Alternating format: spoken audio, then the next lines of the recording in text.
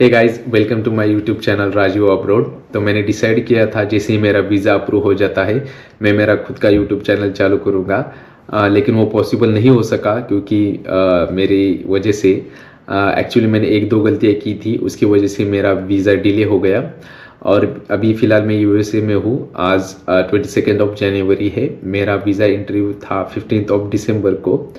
मैं आपको visa interview मेरा एक्सपीरियंस शेयर करूँगा और जो कुछ कुछ ट्रिक्स थी जो मैंने यूज़ की और कुछ कुछ गलतियाँ हैं जो आपको नहीं करनी, वो भी मैं आगे वीडियो में आपको बताऊँगा। Moving towards my visa interview day. तो मेरा वीज़ा इंटरव्यू सुबह 8:30 बजे का था, लेकिन मेरे दोस्तों ने बताया था कि वहाँ जितना जल्दी हो सके उतना जल्दी पहुँचो। तो मैं वहाँ पे सुबह 6 बजे पहुँच गया था। एक्चुअल में मेरे टाइम स्लॉट में सबसे पहला बंदा था। 8 बजे के टाइम स्लॉट में ऑलमोस्ट 30-40 बंदे आ चुके थे। तो जो 8 बजे का टाइम स्लॉट था उन्हें 7:30 बजे अंदर लेना चालू कर दिया, और जो मेरा टाइम स्लॉट था हमें 8 बजे अंदर लेना चालू कर दिया। तो सबसे पहला प्रोसेस आपके वीज़ा इंटरव्यू में ये रहता है कि आपका स्क्रीनिंग किया जाता है। तो सिक्योरिटी गार्ड सबसे पहले आपके पास कोई मेटल ऑब्जेक्ट है या नहीं वो चेक करेगा। आपके पास अगर कोई लेदर ऑब्जेक्ट है या नहीं वो चेक करेगा। अगर रहता है तो वो आपको एक ट्रे देते, उसमें आपको सारा सामान रखना पड़ता है। मैं ये एक्चुअली वॉच कैरी कर रहा था तो उसने मुझे वो वॉच निकालने को बोला। मैंने लेदर बेल्ट निकालने को बोला, और मैं मेरे साथ डॉक्यूमेंट्स का फाइल कैरी कर रहा था। और मुझे ऑलरेडी बोला गया था कि ट्रांसपेरेंट फाइल ही कैरी करो, क्योंकि अगर आपका ओपेक फाइल रहता है तो फिर वो फाइल भी पूरा चेक करते हैं। और मेरे पास ये ट्रांसपेरेंट फाइल ही था। आपको ये 100-150 रुपये में डीमार्ट में मिल जाएगा। तो remember, you have to carry transparent file only. जैसे आपका स्क्रीनिंग कंप्लीट हो जाता है आपको अंदर छोड़ेंगे, जहाँ से आपको एक और लाइन दिखेगा जो एक्चुअल में वीज़ा इंटरव्यू का मेन लाइन होता है। वहाँ पे अंदर जाने के लिए 3 बैलिस्टिक डोर्स होते।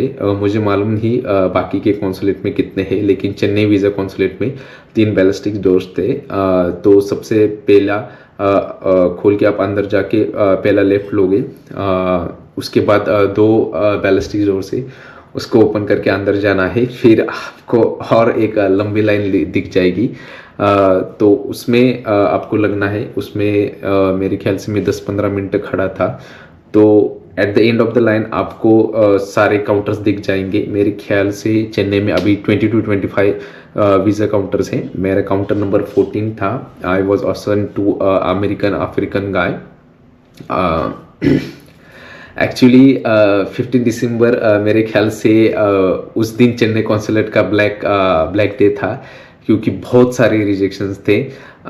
जब मैं वहाँ पे पहुँचा तो ऑलरेडी मैं मतलब बहुत सारे बंदे देख रहा था कि मतलब कोई हंसता हुआ बाहर नहीं आ रहा था। अगर 10 बंदे अंदर जा रहे थे तो एक दो बंदे ही बाहर आते थे जो मतलब ऐसे हंसते हुए आते थे। तो एक्चुअली उसका मुझे थोड़ा ज़्यादा टेंशन आया होता, लेकिन मैंने इसके लिए पहले ही प्रिपेयर किया था कि कुछ भी हो जाए हमें पॉजिटिव रहना है। तो सबसे पहले वो आपको आपका काउंटर असाइन कर देंगे। वहाँ पे वॉलंटियर्स रहते हैं, वो आपको बोलेंगे आपको कौन से काउंटर के आगे खड़ा रहना है। मेरा काउंटर नंबर 14 था। He was an African American black guy. तो मेरे सामने 2 बंदे थे। जो पहला बंदा था उसका ऑलरेडी इंटरव्यू चल ही रहा था। उसको मेरे ख्याल से लास्ट क्वेश्चन पूछ रहा था कि what does your sponsor do. तो बेचारे ने बता दिया कि his father is a farmer and owns a dairy land and his annual turnover is 1 CR। तो उसका वीज़ा उसने रिजेक्ट कर दिया। So I think so that was actually the reason कि उसने बताया कि उसके घर वाले फार्मर है, इसलिए उन्होंने रिजेक्ट कर दिया, क्योंकि उनके पास टाइम नहीं रहता कि आपका फाइनेंशियल डॉक्यूमेंट्स वगैरह चेक करे। सो दे यूजुअली आपका प्रोफेशन देखेंगे आपके स्पॉन्सर का। अगर उनको ठीक लगा तो आपका वीज़ा इंटरव्यू ये कर देंगे, अप्रूव कर देंगे। तो उसके बाद मेरे जो आगे वाला बंदा था वो गया। उसको मेरे ख्याल से 4 क्वेश्चन पूछे। मैं क्वेश्चन की तरफ ध्यान नहीं दे रहा था क्योंकि मुझे मेरे जोन में रहना था। लेकिन मैंने उसका लास्ट क्वेश्चन सुना।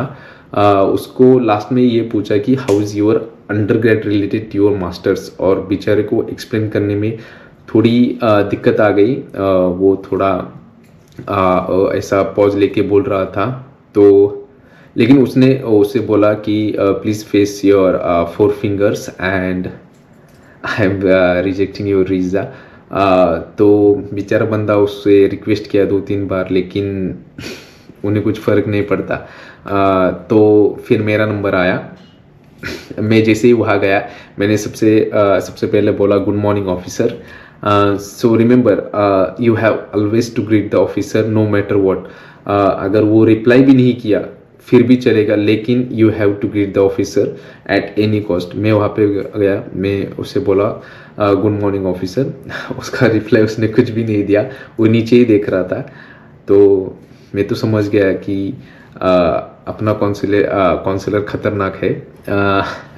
उसने मुझे मेरा I-20 मांगा, मैंने उसको अपना I-20 दे दिया। उसने I-20 लेते समय खाली 1-2 सेकंड मुझे देखा, मैं छोटा सा स्माइल मेंटेन करके खड़ा हुआ था। Remember to always maintain a small smile, this is trick number 2। इससे आपको भी कॉन्फिडेंस आएगा और उसको भी लगेगा कि आगे वाला बंदा कॉन्फिडेंट खड़ा हुआ है। उसने मेरा I-20 लिया और I-20 पे उसने मेरा यूनिवर्सिटी का नाम पढ़ा। जैसे उसने नाम पढ़ा वेन स्टेट यूनिवर्सिटी, उसने से आईब्रो से खड़ी किया। You are going for Wayne State University, ऐसा उसने मुझे पूछा। तो मैं ऑलरेडी इतना घबरा हुआ था। मैंने मेरा सब कुछ पहले ही क्वेश्चन में उसको बता दिया। Yes officer, I am going for my masters in industrial engineering at Wayne State University and I have work experience of 3 years in as a industrial engineer. तो उसके बाद उसने दूसरा क्वेश्चन पूछा what was your undergrad in. तो उसका मैंने answer दिया, officer I have completed my masters in mechanical engineering from Pune University. I have 3 years of work experience in industrial engineering field and also I am on sabbatical leave. मैंने जानबूझ के sabbatical leave वहाँ पे डाल दिया क्योंकि मुझे स्ट्रॉन्ग होम टाइज बताना था और sabbatical लीव ऐसा लेटर है कि जिससे आपका सबसे ज़्यादा स्ट्रॉन्ग होम टाइज आप दिखा सकते हैं। तो मुझे कहीं भी करके sabbatical लीव उसको बताना था कि मैं sabbatical लीव पे हूँ और मैंने यहाँ पे वो डाल दिया। थर्ड क्वेश्चन था what was your undergrad CGPA। मैंने उसको बताया officer my undergrad CGPA was 7.8 on a scale of 10। उसने कोई रिस्पॉन्स नहीं दिया। अब तक वो एकदम नॉन रिस्पॉन्सिव ही था। उसके बाद वो बोला GRE। तो मुझे वो ठीक से सुनाई नहीं दिया। मैं एकदम नीचे झुक गया और मैंने बोला sorry I am not able to hear you. वो फिर से बोला GRE, लेकिन उसका एक्सेंट इतना डिफिकल्ट था समझने में, मुझे एक बार लगा कि उसने गियर बोला। तो मैं उसको गियर का डेफिनेशन बताने वाला था क्योंकि मुझे लगा मैं मैकेनिकल बैकग्राउंड का हूँ और इसलिए वो मुझे गियर का डेफिनेशन पूछ रहा है। लेकिन मुझे उसी सेकंड क्लिक हुआ कि आई थिंक सो ये GRE के बारे में पूछ रहा है। तो उससे मैंने बोला no sir, GRE was waived off, instead I gave IELTS and I have scored 7 band on scale of 9। तो ये सुन के वो खुश हो गया, वो बोला गुड, वेरी गुड। अब जाके मेरा कॉन्फिडेंस बढ़ गया था क्योंकि वो IELTS के आंसर को गुड बोला था, तो मेरा कॉन्फिडेंस बहुत बढ़ गया था। उसके बाद उसने बोला कि you mention sabbatical leave earlier, do you have any proof with you. तो मुझे मालूम था अगर मैं सैबेटिकल लीव मेंशन करूंगा तो 100% वो कुछ ना कुछ प्रूफ मांगेगा और मैं खुश था क्योंकि मुझे पता चल गया था कि मेरा वीज़ा ऑलरेडी इसने अप्रूव कर दिया है। अभी ये सैबेटिकल लेटर देखेगा। मैंने उसको बोला ये sir I am carrying with it me. जैसे मैं निकल रहा था वो बोला okay no problem, if you are carrying with it that's all right. ये मेरे लिए गेम चेंजर था। मुझे पता चल गया था कि हमारा वीज़ा अप्रूव हो चुका है। उसके बाद उसने फाइनल क्वेश्चन पूछा who is sponsoring your education. इसका आंसर मैंने फुल रट्टा मारा था। ये आंसर मैंने IDP के काउंसलर के इससे प्रिपेयर करके लिया था।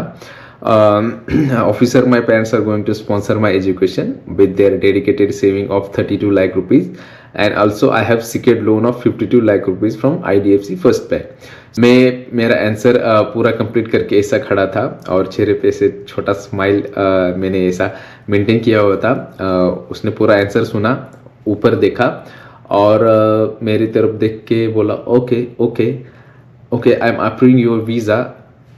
मुझे इतना अच्छा लगा, मैं वर्ड्स में बता नहीं सकता, बहुत अच्छा लगा। उसके बाद उसने बोला प्लीज़ प्रेस योर 4 फिंगर्स। मैंने स्कैनर पे 4 फिंगर्स रख दिए और मैं वहाँ से डायरेक्ट लिटरली मैं अंदर से भागते हुए बाहर आया हूँ। इस सेगमेंट में आपको बताऊंगा कि गलतियां क्या क्या नहीं करनी है। तो सबसे पहली आप गलतियां मत करो। ओके, सबसे पहला रहता है कि प्रीमियम डिलीवरी। जब आप अपना वीज़ा स्लॉट बुक कर रहे हो तो वहाँ पे ऑप्शन आता है कि आप प्रीमियम डिलीवरी ले रहे हो या नहीं ले रहे हो। तो अगर आप अपने कॉन्सुलेट के बाजू में रहते हो, अगर आपका कॉन्सुलेट मुंबई है, तो अगर आप मुंबई के आजू बाजू में रह रहे हो तो आप प्रीमियम डिलीवरी मत लो, आपके 800-900 रुपये बर्बाद हो जाएंगे। अगर आप मुंबई से दूर रह रहे हो, जैसे कि मैं सातारा में रहता हूँ, जो एक्चुअली मेरे होम टाउन से approximate Mumbai round about 300-350 kilometre है, तो मेरे लिए प्रीमियम डिलीवरी बेस्ट ऑप्शन था। तो इसलिए मैंने प्रीमियम डिलीवरी लिया था। लेकिन आपको चेक करना है कि आपका एड्रेस सर्विसेबल है या नहीं है। तो मेरा एड्रेस सर्विसेबल नहीं था, तो मेरा वीज़ा चेन्नई में ही अटका रह गया। तो मुझे चेन्नई फिर से जाना पड़ा just to collect my visa again. Again मुझे फ्लाइट फिर से बुक करना पड़ा, मुझे होटल बुकिंग फिर से करना पड़ा। It was a more tedious process. I will definitely recommend you. तो अगर आप प्रीमियम डिलीवरी ले रहे हो तो चेक करो कि आपके एरिया डिलीवरेबल है या नहीं है, आपके एरिया में ब्लू डार्ट का ऑफिस है या नहीं है। अगर आप पुणे में ले रहे हो तो पुणे में आपका आ जाएगा, सातारा में आपका आ जाएगा, नासिक में आपका आ जाएगा। बाकी सिटीज़ का मुझे मालूम नहीं है। दूसरी गलती की, आप चेन्नई कॉन्सुलेट में मोबाइल कैरी नहीं करोगे। चेन्नई कॉन्सुलेट में मोबाइल रखने के लिए अलग से जगह नहीं है, वो खाली मुंबई कॉन्सुलेट में है। तो कृपा करके अंदर मोबाइल कैरी मत करो, आपको बाहर आना पड़ेगा, मोबाइल फिर किसी को देना पड़ेगा। अगर आपके साथ कोई नहीं है तो फिर तो आप गंदा फंसोगे। Tip number 5 is you have to practise a lot. आप अपने दोस्तों के साथ प्रैक्टिस कर सकते हैं। अगर आप किसी काउंसलर के थ्रू गए हो, मैं एक्चुअली मेरा आईडीपी के थ्रू सब हो गया था, तो उन्होंने मेरा वीज़ा इंटरव्यू का प्रिपरेशन लिया था। एंड एक्चुअली आईडीपी का सही इस्तेमाल यहीं पे होता है। आपका वीज़ा इंटरव्यू का प्रिपरेशन वो इतना बढ़िया लेते हैं कि आपको कोई और चीज़ करने की ज़रूरत ही नहीं है। मैंने आईडीपी के थ्रू से मेरे सारे आंसर्स तैयार करके लिए थे।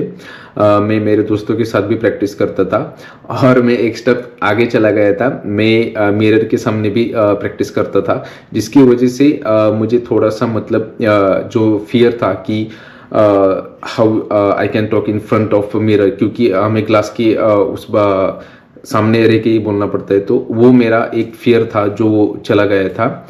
एंड लास्ट में टिप नहीं बोलूंगा, लेकिन ये गलती मत करो कि आप अंदर DS-160 कैरी करो। एक्चुअली मेरी बाजू वाली जो लड़की थी वो DS-160 कैरी कर रही थी। उसने DS-160 अपने I-20 और पासपोर्ट के साथ अंदर दे दिया और वो ऑफिसर गुस्सा हो गया, क्योंकि आई थिंक से वो स्क्रीनशॉट था जो उसने आंसर सबमिट किए थे, उसका वो स्क्रीनशॉट था। और actually it is an illegal document, क्योंकि आपका वीज़ा इंटरव्यू DS-160 पे ही चलता है। तो उसने DS-160 ही अंदर दे दिया, तो वो गुस्सा हो गया और बोला कि ये DS-160 अंदर मत दो, this is not a document you are required to carry.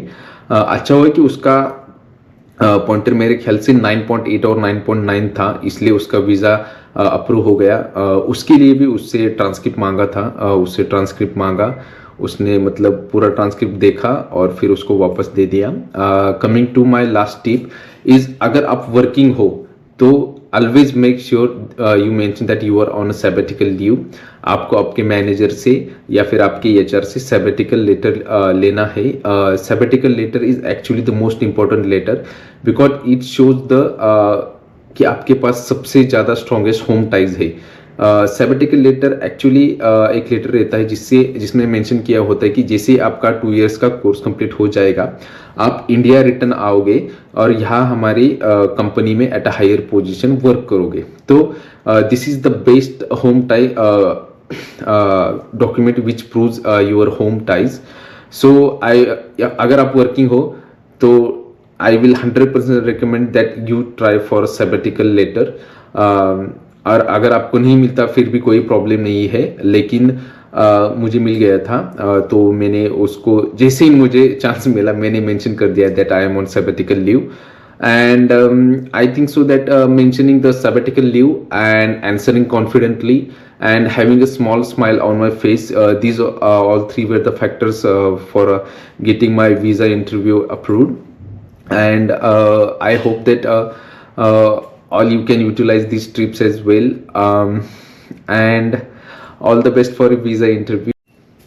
आज वीडियो बनाने का रीज़न एक्चुअली आज 22 जनवरी है. आज इंडिया में राम मंदिर का इनॉग्रेशन हो रहा है.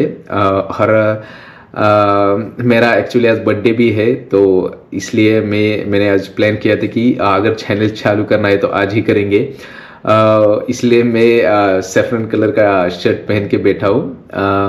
और बाकी अगर आपको कोई प्रॉब्लम हो, कोई भी क्वेरी हो, तो आप मुझे मेरे इंस्टाग्राम पे कांटेक्ट कर सकते हैं.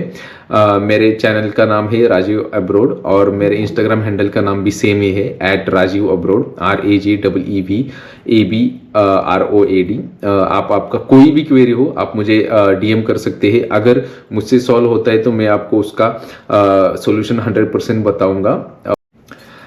And also I forgot to mention, I will give a random 250 rupees Amazon gift voucher and 250 rupees Decathlon voucher to any two random comments. So make sure you like and comment as well. And that's all. And if you have watched my video until the last, thanks a lot and Mandala Abariya.